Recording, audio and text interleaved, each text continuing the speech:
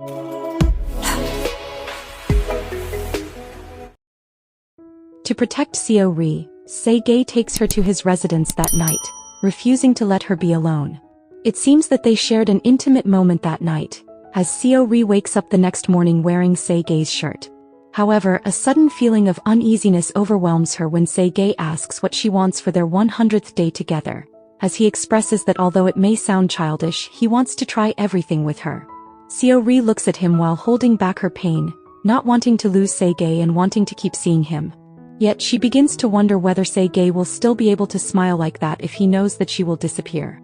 After Dal-soo regains consciousness, his daughters try to tell him how Mundo has cruelly planned everything. However, rather than Dal-soo supporting them, he scolds them and shows his support for Mundo, who is now serving as the acting Seo. Even Se-gae, who is also there, becomes the target of Dal-soo's disappointment over his current business contributions. However, without Mundo's knowledge, Dal-soo suddenly appears before Suk-ho, raising curiosity about whether he will uncover the truth through Suk-ho and decide how he will deal with Mundo moving forward. Little by little, the memories of the original owner of Seo-ri's body begin to return. With not much time left, Seo-ri plans to tell Se-gae that she will return to the Joseon dynasty. Just like Kang Dan-sim, who once waited for the Grand Prince only to receive the news that he had died in exile, Seo-ri does not want to make Se-gae wait for her if she leaves without saying goodbye. However, on the day Seo-ri reveals the truth, their conversation turns into an argument between lovers, as Se-gae feels devastated, as if he has been played by Seo-ri after she made him fall in love with her. Believing all of her words are nothing but excuses, Se-gae forbids Seo-ri from going anywhere, until he eventually runs out of words and leaves her alone. Seo-ri's heart is then shattered even further by the reality that her grandmother's health condition has rapidly deteriorated and that she does not have much time left. Seo-ri breaks down in tears when she witnesses her grandmother suffering from dementia and failing to recognize her, even though she could still recognize her just seconds earlier. When Seo-ri returns to her grandmother's house, she finds small notes written by her grandmother, most of which are about Seo-ri. Without realizing it, fragments of her lost memories begin returning to her, only adding to her confusion as she feels as if those memories are her own and questions whether it truly makes sense.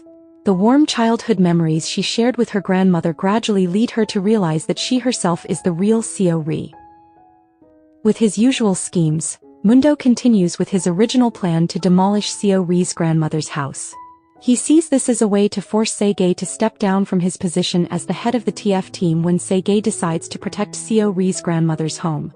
As a result, Se-gae appears to arrive at the location and finds Seo-ri there, bringing her back to his residence. As harmony gradually returns between them, Se-gae becomes even more determined not to let her leave anywhere. Meanwhile, Seo-ri herself becomes increasingly certain that she is not going back because she has returned to where she belongs. In their other moments together, the warmth between them grows stronger, as if Seo-ri truly will not leave him anymore. A news report featuring Mundo's face also emerges, raising allegations of forced eviction. When there is a proposal to build an airport near the resort, Se-gae and his trusted allies plan a major counterattack against Mundo by seriously putting the brakes on the resort development. Mundo's downfall appears to be getting closer. At one point, Seo-jun's whereabouts become a source of concern for Mundo when someone claims that he was picked up by his driver. The tension between Mundo and Dal-soo becomes increasingly unavoidable, especially as Seo-jun, who is Mundo's weakness, is also there lying in Dal-soo's room. Somehow, Dal-soo appears to no longer stand on Mundo's side this time, as if he already knows all of Mundo's crimes. With an angry expression, Mundo attempts to intimidate Dal-soo, emphasizing that his threat was loud and clear and that Dal-soo had crossed a line he should not have. Elsewhere, Seo-ri tries to save her critically ill grandmother, whose condition continues to worsen rapidly.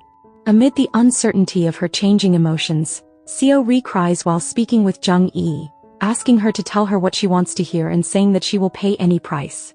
Jung-e then gives a statement that hints at the consequences Seo-ri must bear, even at the cost of never returning here again. This statement also raises doubts about whether the real Seo-ri, who has been trapped in the Joseon dynasty all this time, will have to return to Joseon again as the consequence.